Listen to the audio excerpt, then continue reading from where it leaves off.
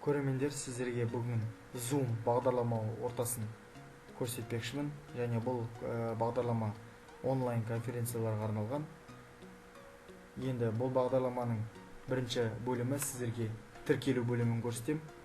Бұл тіркелу тегін тіркелу бөлімін арқылы жұмыс жасаймыз. Ол үшін регистрация бесплатно деген бөлімге кіреміз. Ол бөлімге кіргеннен кейін сіздерге міндетті түрде тіркелу қажет. Ол үшін сіздің пайдаланып жүрген электрондық почтаңызды жазасыз. Және ол тіркеу арқылы сіз регистрация деген бөлімді басасыз. Сол арқылы сіздің электрондық почтаңызға хабарлама келеді. Енді қазіргі уақытта күте тұруымыз қажет. Және сізге міндетті түрде міне хат жіберілген туралы мәлімет көрсетіліп тұр. Ол көрсетілген мәлімет бойынша сіз өзіңіздің электрондық почтаңызға кіресіз. Электрондық почтаңызға кіргеннен кейін бұл электрондық почтаңызда растау деген батырмасы бар. Сол арқылы сіз өзіңіздің осы бағдарламаны қолданушы ретінде растайсыз. Келесі бөлім тіркелгеннен кейін бұл бағдарламаны көшіру керексіз. Ол үшін сіз браузер бөлімінде Zoom скачать деген бөлім басасыз. Ол бөлімді басқаннан кейін ең бірінші бөлім Download of Windows деген бөлімге кіресіз. Ол бөлімге кіргеннен кейін сіздердің автоматты түрде ол бағдарлама сізге көшіріледі. Көшіру бөлімі браузерге. Сол кезде сіз ол бағдарламаны ашу арқылы орнатуға растайсыз. Бағдарлама орнатуы күрделі емес, жай ғана открыть бөлімін басасыз, ашу бөлімін, және растау бөлім басасыз. Ол автоматты түрде орнатылады. Міне көріп тұрғаныңыздай, бұл орнату командасы жүріп жатыр. Ол тез орнатылады.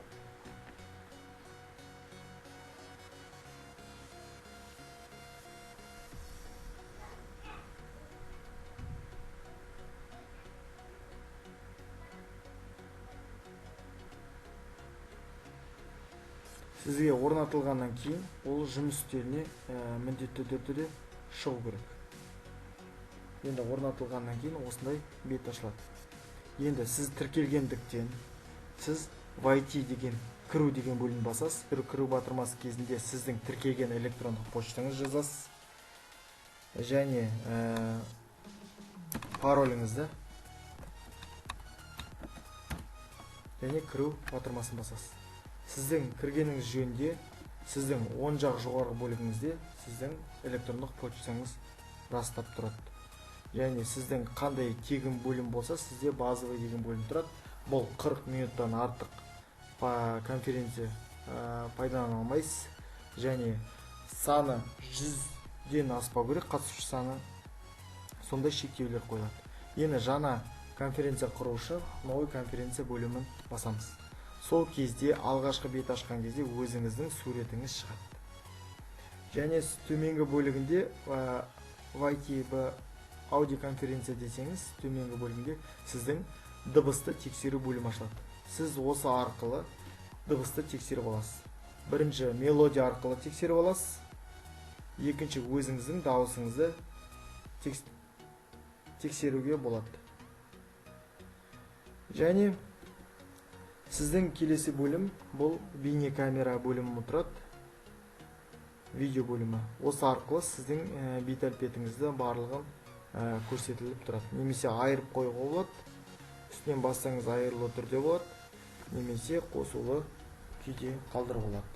Және келесі бөлім бізде шақыру бөлімі тұрады. Пригласить бөлімі. Бұл арқылы екі бөлім арқылы жұмыс жасайды. Контакт арқылы және электрондық почта арқылы.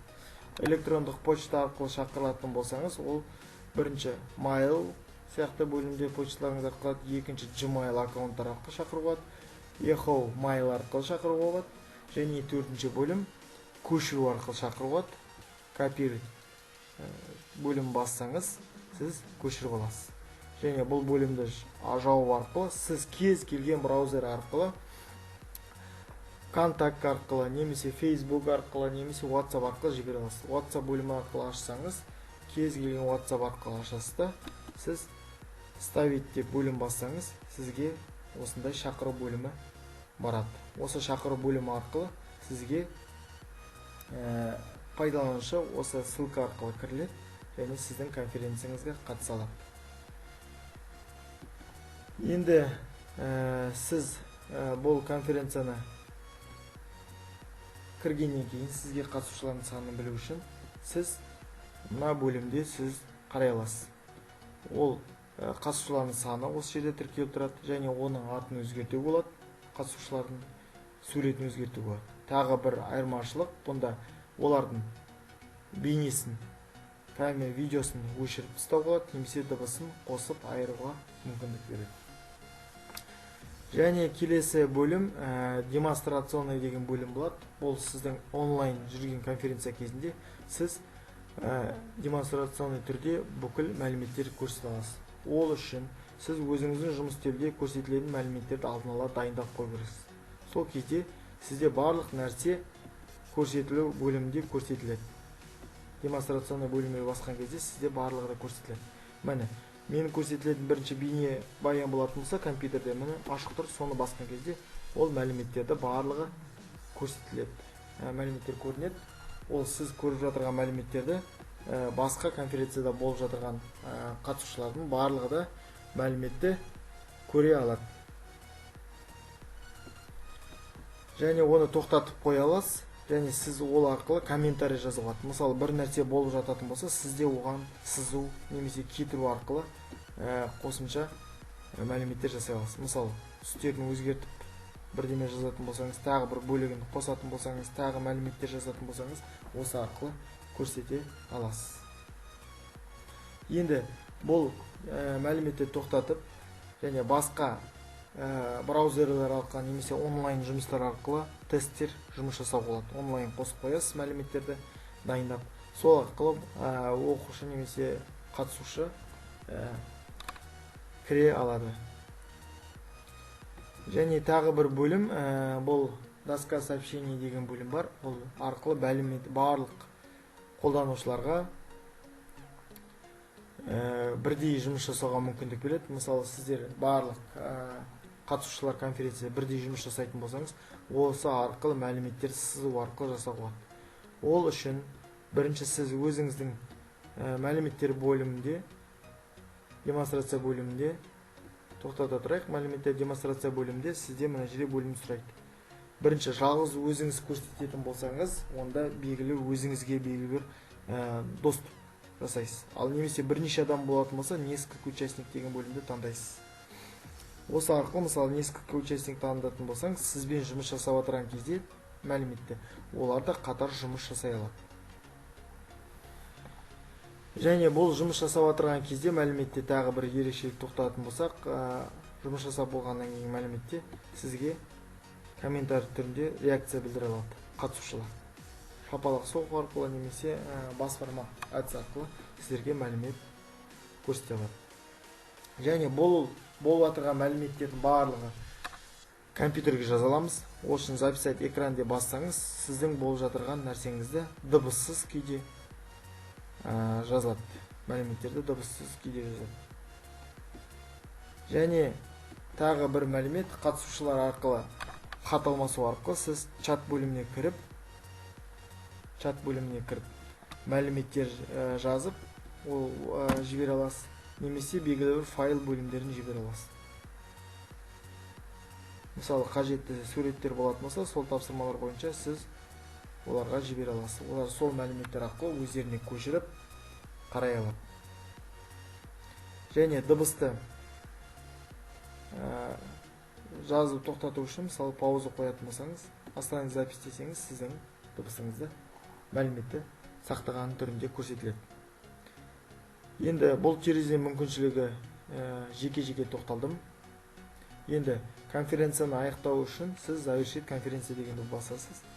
Және завершить конференция бөлімінде екі бөлім тұрады. Выйти, өзіңіз шығып кетесіз, конференция жұмыс жасайды, немесе барлығын айырып шығатын болсаңыз, завершить для всех конференция деген бөлім басасыз. Сол кезде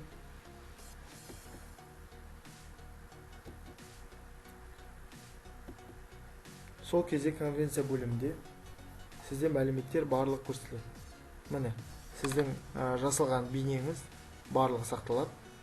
Оны қарау үшін сіздің компьютеріңізге автоматты түрде көшіріледі. Және екінші бөлім, чат бөлімде бүкіл мәліметтер осы бөлімде сақталады. Және конференция болған бөлімде, міне бассаңыз, запись деген бөлімді бассаңыз, міне сіздің жазған мәліметтеріңіз барлығы осының ішінде сақталады бейне түрінде. Және оны көруге де болады. Мысалы, воспроизвести деген бөлімді бассаңыз, оны қарай аласыз. Бұл жаңа түсірген конференцияңызды немесе кетіп тастай аласыз. Бұл сізде конференция туралы мәлімет сақталады. Және контакт бөлімі арқылы сіз бүкіл қатысушыларды немесе сақтауға немесе каналдарды тіркеп қоя аласыз. Енді бұл бағдарламаның мүмкіншілігі өте көп. Енді тегін бөлім пайдаланғанда да конференцияға пайдаланылады. Тыңдағандарыңызға рахмет. Келесі кездескенше сау болыңыздар.